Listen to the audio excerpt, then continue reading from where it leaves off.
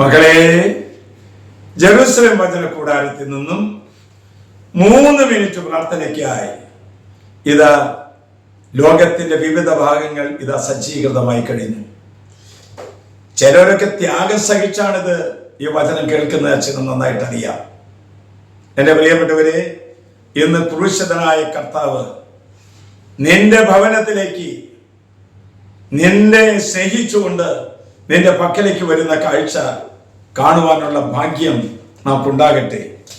ഇന്ന് കർത്താവ് തരുന്ന വചനം, നാശത്തിലൂടെ ചരിക്കുന്നവർക്ക് കർത്താവിന്റെ വചനം ഭോഷത്വമാണ്, രക്ഷയിലൂടെ ചരിക്കുന്ന നമുക്കാകട്ടെ അത് ദൈവത്തിന്റെ ശക്തിയത്രേ.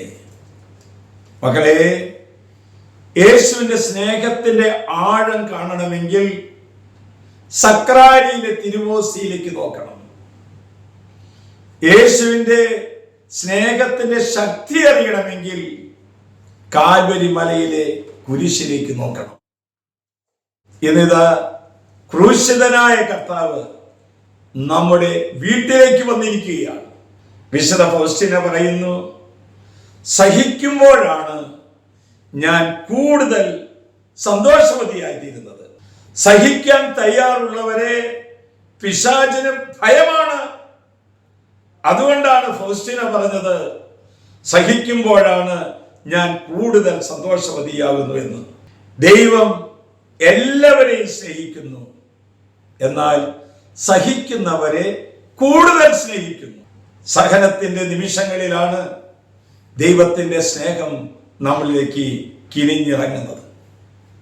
ഇന്നിതാ നിന്റെ മുമ്പിൽ വന്നു നിൽക്കുന്ന ക്രൂശിതനായ കർത്താവ് നമ്മോട് സംസാരിക്കുന്നു.